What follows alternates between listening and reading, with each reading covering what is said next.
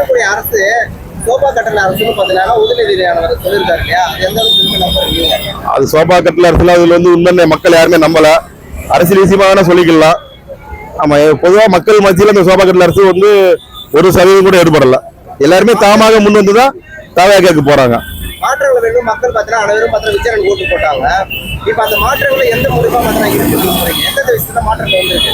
மக்கள் வந்து முதல் ஓட்டு போட்டது வந்து பாதுகாப்பு. மக்கள் வந்து எங்க போனாலும் பெண்களோ அல்லது வெளியில போயிட்டு வந்த பெரியவர்களோ வீட்டில் வந்து பாதுகாப்புக்காக விஜயை நம்பினாங்க. ரெண்டாவது, ஒரு கல்வியில ஒரு ஃப்ரீ பண்ணி விடுவாரு. ஊழல், கார்பரேஷன் ஊழல், இது மாதிரி நம்ம வீட்டுக்கு பட்டா, ஒரு குடிநீர், ஒரு வீடு அப்ரூவ்டு, இது எல்லாமே ஒரு ஊழல் இல்லாத அரசு அமையணும்னு எதிர்பார்க்கறாங்க. அதுக்கு தான் விஜய் மாற்ற சொல்லியிருக்காங்க. இது வரைக்கும் அவருடைய ஆட்சி நல்லா தான் போய்கிட்டு இருக்கு. என்னென்ன விஷயத்துல அதிமுக திமுக இல்லாத ஒரு டிவிக்கு வந்து மாற்றங்கள் இருக்குன்னு நினைக்கிறேன்? வந்தோடனே நேற்று வெள்ளை அறிக்கை விட்டுட்டாங்க. அதுவே ஒரு பெரிய மாற்றம் தான். இது வந்து ரொம்ப நாளா கேட்டுட்டு இருந்தாங்க வெள்ளை அறிக்கை. இப்பதான் நேற்று ஒரு அறிக்கை வந்து மக்கள் வந்து ஓரளவுக்கு புரிஞ்சுக்கிறாங்க. இந்த மாதிரி ஒரு பிரச்சனை இருக்கு, இதுல கரண்ட் இருக்கு, எங்கிட்ட என்ன பண்ண போறாங்கன்னு புரிஞ்சுட்டா அவங்களும் ஒன்று சொன்னாங்க. நாங்க வந்து கரப்ஷன்லாம் அரசு கொடுப்போம், இதனால தமிழக அரசுக்கு வந்து மேற்கொண்டு கடன் சுமை ஏறான்னு சொல்லியிருக்கிறாங்க. இது ஒரு நல்ல அறிக்கை தான். அண்ணாமலை அவர்கள் புதுசா கட்சி ஆரம்பிக்க போறாங்க இல்லையா, அந்த கட்சி ஆரம்பிக்கும் போது நிறைய பேர் விமர்சனம் பண்றாங்க. சீமானல இருந்து திருமாவளவன்ல இருந்து எல்லாருமே பிஜேபியுடைய பிடிஎம் தான் அண்ணாமலை புதுசா கட்சி ஆரம்பிக்க போட்டு சொல்றாங்க இல்லையா, அது எந்த ஒரு உண்மை?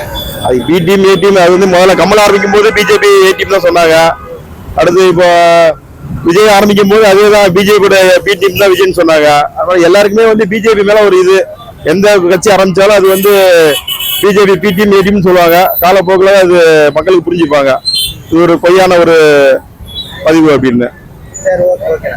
நான் வந்து இப்போ தென் சென்னையில வேளச்சேரி தொகுதியில என்னுடைய பேர் பாரதி. என்னுடைய போன் நம்பர் வந்து 9080100100. இங்க இருக்கக்கூடிய வீதி லீடர்ஸ், அண்ணாமலையை நம்பி வரக்கூடிய பொதுமக்கள் அனைவரும் அண்ணாமலை இயக்கத்தில் சேருங்க. எது இருந்தாலும் இந்த நம்பருக்கு தொடர்பு கொள்ளுங்க. நன்றி, வணக்கம். அண்ணாமலை இந்த வீடியோ பார்க்குறேன், அவருக்கு எதனா ஒன்று சொல்லணும். இந்த வீடியோ என்ன சொல்றீங்க? ஒன்றும் இல்லை, எனக்கு வந்து ஒன்னே ஒன்று தான், தமிழகம் முழுவதும் ஒரு இலவச கல்வியை கொடுங்க. அது மட்டும் நான் கோரிக்கை வைக்கிறேன்.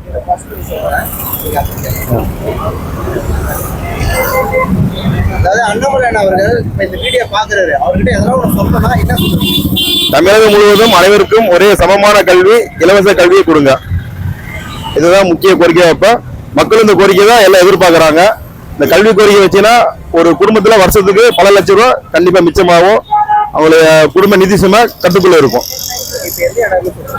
இந்த இடம் வந்து தென் சென்னை வேளச்சேரி தொகுதி, தரமணி பகுதி. என்னுடைய பேர் பாரதி. என்னுடைய போன் நம்பர் வந்து 9080100100. வீதி லீடர் இயக்கத்தில் சேர்வதற்கு மேற்கொண்டு தேவையான என்னை வந்து மக்கள் தொடர்பு கொள்ளலாம். நன்றி, வணக்கம்.